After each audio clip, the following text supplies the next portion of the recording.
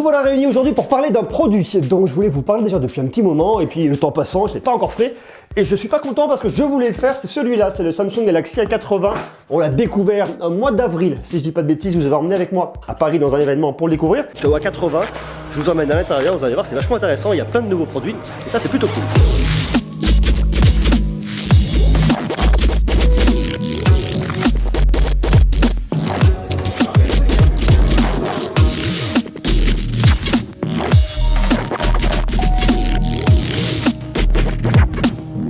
Le temps est venu de vous dire comment je le trouve, plein de points vraiment intéressants, et des trucs bien, des trucs un peu moins bien. Avant toute chose, je vais vous faire un petit point parce qu'il y a plein de tests, plein d'autres choses qui vont arriver. Donc je vous invite dès maintenant à vous abonner si ce n'est pas déjà le cas.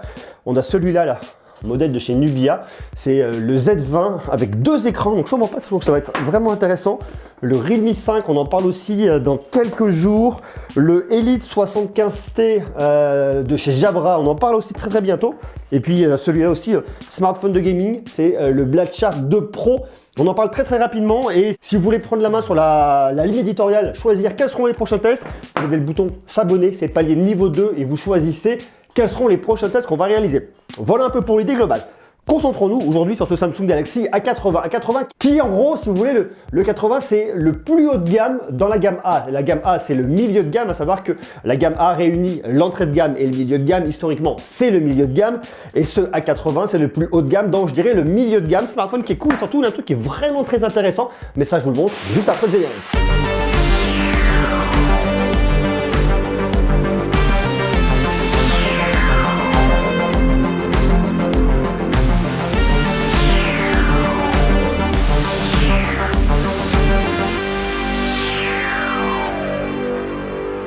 Ça, c'est vraiment le truc que j'adore sur le A80. C'est ça, là. Attention, vous êtes prêts? On y va? C'est ce petit système de caméra qui monte et qui descend avec le système rotatif. Là, regardez, je vous le mets vraiment de près pour que vous vous rendiez compte. Vous voyez, ça monte, tac, et ça tourne. Et quand vous le mettez de l'autre côté, ben regardez, hop, tac, il descend, vous voyez. Et là, c'est moi derrière, j'appuie, hop, il monte et il tourne. Donc, le truc qui est intéressant et la grande force de ce produit, c'est qu'en fait, la caméra principale, les caméras principales que vous allez avoir à l'arrière deviennent vos caméras de selfie. Donc, on n'a pas une caméra de selfie d'un peu moins bonne qualité. Vous pouvez vraiment l'exploiter pour la partie photo. Ça, c'est plutôt cool. Alors après, on n'a pas un truc de dingue, mais on va en parler juste après. C'est un smartphone milieu de gamme. Attention, il faut vraiment savoir le repositionner par rapport à tout ça. Vous avez des points qui sont vraiment cool, à commencer par l'écran. Il y a une belle maîtrise depuis longtemps chez Samsung sur les écrans. Là, on a un écran Super AMOLED, Full HD+, 2400 pixels par 1080 pixels, 6,7 pouces de diagonale, 393 pixels par pouce. On a un format 20/9, un format un peu allongé, mais qui fonctionne. Mais surtout, ce que j'aime beaucoup là-dessus, c'est qu'on n'a pas d'encoche sur le côté, on n'a pas de bulle, pas de trou, on n'a rien. On a un seul même et grand écran qui sert vraiment pour le visionnage. Ça, c'est vraiment bien. On a une petite bordure là qui est un peu plus large sur le côté en bas, ce qui, dans l'absolu, ne dérange pas. On est dans le milieu de gamme, hein. On n'est pas sur les dernières innovations. Néanmoins, je trouve qu'il y a un vrai beau boulot qui est fait là-dessus. Et lorsque vous allez taquiner l'audio, regardez, on va monter le son. On arrive ici, salut Mathilde, vous voyez, on a un petit haut-parleur mono qui se situe juste là sur le côté, ici pas de haut-parleur stéréo, mais une fois de plus, on est sur du milieu de gamme. La qualité audio est pas folle, je trouve vraiment un petit peu légèrement à saturer lorsque vous mettez de la voix. Et lorsque vous mettez de la musique, c'est sensiblement la même chose, poussez vraiment à fond, ça a tendance un petit peu à saturer, ça tord légèrement. Ce qu'il faut faire, c'est venir baisser un peu son volume. Et là tout de suite c'est un peu mieux. Les performances sont correctes sans être dingue. On a un Snapdragon 730, 8 Go de RAM, 128 Go de stockage et une batterie de 3700 mAh avec de la recharge rapide 25 watts. Cette batterie de 3700 mAh vous permettra de tenir une journée et demie si vous n'êtes pas trop gourmand ou trop gourmande, mais c'est pas un truc complètement dingue. C'est pas un smartphone qui vous permet de tenir 2 jours en autonomie. Probablement la faute à cette dalle de 6,7 pouces qui va être quand même énergivore. Le processeur derrière, le 730, c'est un processeur milieu de gamme de chez Qualcomm qui fait le job, qui fait l'affaire. Vous n'allez pas faire tourner les jeux les plus gourmands, vous allez éviter les trucs qui demandent plus de puissance, mais pour faire tourner beaucoup de jeux du Play Store, allez, 80%, voire un peu plus de jeux du Play Store, vous allez être vraiment tranquille, il n'y aura absolument aucun problème, ça marche bien. C'est un smartphone qui n'est pas le plus autonome, c'est un smartphone qui n'est pas le plus puissant, mais qui franchement fait le taf. Et puis surtout, vous avez un vrai confort de visionnage, donc si vous aimez tout le côté multimédia, eh bien vous êtes vraiment tranquille. On n'a pas non plus la meilleure expérience audio parce qu'on n'a pas un côté immersif avec des haut-parleurs stéréo. Une fois de plus, on est dans le milieu de gamme.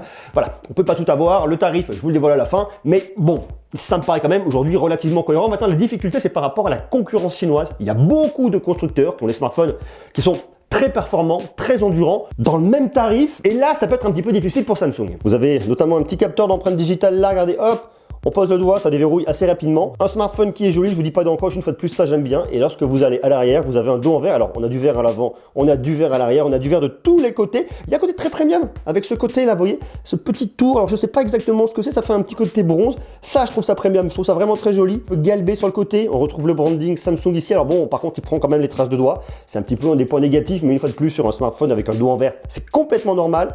Vous avez le petit bouton pour l'allumer sur le côté. Il est assez épais par contre, hein. Vous voyez, c'est un smartphone qui est quand même assez mastoc.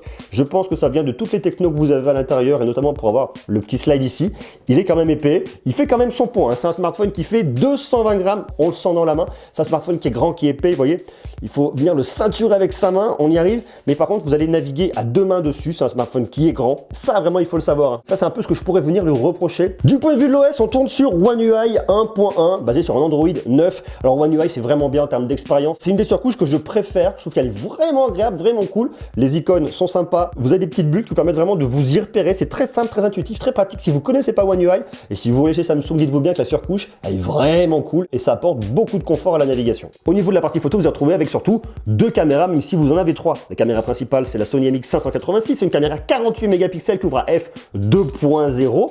On a une deuxième caméra 8 mégapixels qui ouvre à f2.2, c'est un ultra grand angle avec un champ de vision de 123 degrés. Et puis la troisième caméra servira pour le mode portrait pour l'effet bokeh. Alors je vous dis, l'intérêt c'est que comme vous avez un petit slide, comme c'est rotatif, comme ça tourne, vous avez exactement la même chose pour les photos que vous allez prendre à l'arrière, mais également à l'avant, selfie. Donc ça c'est vraiment bien. Là on est sur la caméra principale de 48 mégapixels. Je trouve que c'est pas mal, on a quand même un beau détail au niveau des feuilles. Elles ressortent bien, il me semble assez juste, ça me semble assez bien, même pas mal de petits détails, mais si je viens zoomer un peu là, ça c'est vraiment bien, ça me semble quand même très qualitatif, une fois de plus sur un smartphone milieu de gamme, donc ça fonctionne. Dès que je passe sur l'ultra grand angle, c'est moins ça, je trouve que c'est tout de suite désaturé. Regardez, on va remonter par la photo d'avant, le fond qui est vert plus foncé et vert un peu plus clair ici, un peu plus pâle. C'est quand même une vraie différence, c'est quand même une différence significative entre le capteur principal et le second capteur, c'est pas complètement ouf. On continue ensuite, c'est la même photo que j'ai reprise après pour bien venir voir, contrôler, et je vois bien les détails là, vous voyez, les petits poils au niveau de la tige, les petits poils au niveau de la feuille, donc je trouve ça vraiment bien. Une photo prise bien évidemment en mode selfie, mais avec la caméra principale, parce qu'on est sur un appareil photo rotatif, et bien ça fait le taf, c'est très bien, ça marche, c'est complètement normal. On continue ensuite sur des petites feuilles automnales, ça marche, mais dès que je switch sur la caméra grand angle, sur l'ultra grand angle de 123 degrés, mais vous voyez, on perd tout de suite en saturation et c'est vraiment significatif, hein. Je peux changer entre les deux, on voit vraiment la différence, c'est très impressionnant, c'est quand même un peu dommage. On continue, un petit buisson, paf, on désature avec la caméra ultra grand angle. Une jolie petite feuille, paf, on désature. Bon, j'ai laissé traîner un petit bout de doigt en bas, mais je l'ai corrigé sur la photo d'après, je l'ai enlevé.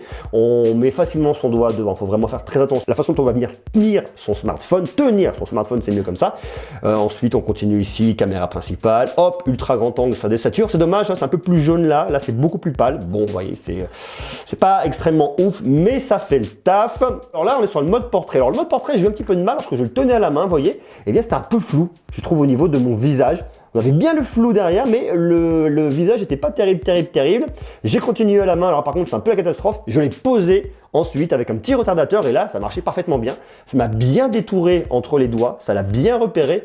Le contour du visage aussi est très juste, ça marche, quelques petits cheveux là, mais c'est pas complètement anormal, ça fonctionne plutôt bien. Ça détourne très bien ici, le pouce est bien détouré. Là d'un point de vue logiciel ça fonctionne, hein. Ça fonctionne même plutôt bien. Je suis venu chercher ensuite sur des photos sur le mode un peu plus nuit.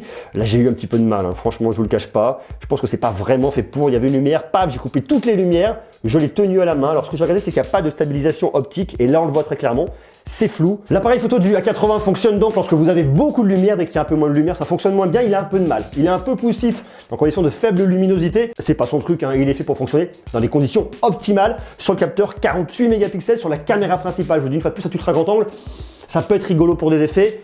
Mais c'est un peu dommage. En fait, le truc qui est un peu dommage au niveau de la photo, c'est que c'est vraiment un des gros focus qui est fait sur ce 80. C'est d'avoir notamment cette petite caméra rotative. Vous vous dites, j'ai la meilleure qualité, que ce soit à l'avant comme à l'arrière. Et en réalité, la qualité est pas mal, mais pas dingue. Et connaissant la qualité de Samsung qu'ils sont capables de faire en termes de photos, eh bien, c'est dommage que sur un module comme ça, qui est pour le coup très original, il ne soit pas allé extrêmement loin. On est sur un smartphone qui coûte, j'ai le prix là, qui coûte, je vous fais le coup de la main et de la feuille qui vole, 499 €.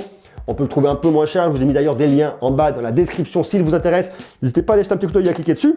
Eh bien, je trouve qu'ils ne sont pas allés assez loin dans la démarche. Peut-être se sont-ils dit, ok, on est sur le smartphone le plus haut de gamme dans le milieu de gamme, on ne peut pas tout mettre, on ne peut pas mettre les meilleures technos qu'on a dans le très haut de gamme, sur la gamme S, eh bien c'est peut-être ce qu'il aurait fallu faire, dire ok, on va faire un très gros focus, quitte à avoir cette techno, puisqu'on propose un truc très intéressant, il faut qu'on ait ce qui se passe de mieux en termes de photos, comme ça vous allez profiter de la meilleure qualité, que ce soit à l'avant comme à l'arrière. Typiquement si vous prenez un Samsung Galaxy S10 ou alors un Note 10, Note 10 Plus, eh bien ce qui serait génial c'est d'avoir les mêmes caméras à l'arrière comme à l'avant, on aurait la meilleure qualité, on pourrait faire des selfies de dingue, on pourrait faire un ultra grand angle avec la meilleure qualité, ça serait génial. Et là pour le coup c'est dommage parce que, je dirais pas que c'est un peu un coup d'épée dans l'eau, mais ils vont pas assez loin. Ils vont pas assez loin et c'est vraiment un truc que je regrette parce que cette techno, eh bien, vous ne la retrouvez pas sur la gamme S ni sur la gamme Note, alors que là, vous l'avez dans la gamme A et il manque un point de détail pour que ce soit vraiment top. À côté de ça, l'écran est vraiment bien, très bien maîtrisé, très belle dalle de la part de Samsung. Le fait d'avoir un seul haut-parleur mono, c'est pas mal, mais c'est pas assez immersif. Et une fois de plus, dans la gamme A, c'est pas très problématique. Et il y a un truc qui est très rigolo.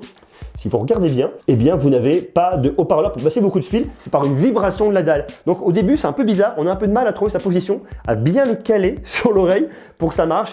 Une fois qu'on l'a bien positionné, ça marche. Ça ne me semble pas aussi bon que ce qu'on pourrait avoir avec un haut-parleur. Ça fait le taf. Pourquoi pas? Bon, une fois de plus, c'est pas ce que je vais le préférer, mais en tout cas, ce qui est intéressant avec ce Galaxy A80, c'est que ça montre, c'est capable de proposer Samsung en termes d'innovation dans le milieu de gamme, dans le haut de gamme du milieu de gamme, de pouvoir effectivement se positionner face à des acteurs innovants, comme notamment le petit slide de Oppo avec le Find X. Ils le font effectivement, là, Samsung avec leur A80.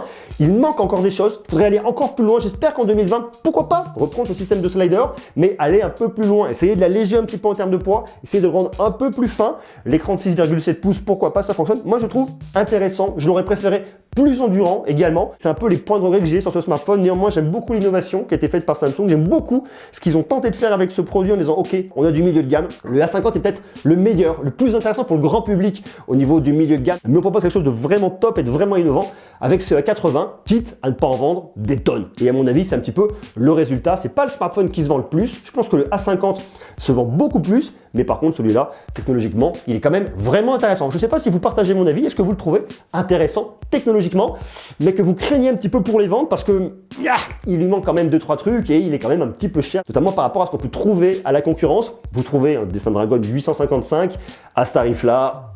Vous voyez, il lui manque pas grand-chose à ce smartphone. À côté de ça, vous avez quand même du NFC, du Bluetooth 5.0. C'est un produit que je trouve quand même cool, mais que par contre, titre personnel, je n'irai pas acheter. Dites-moi ce que vous en pensez en bas en commentaire.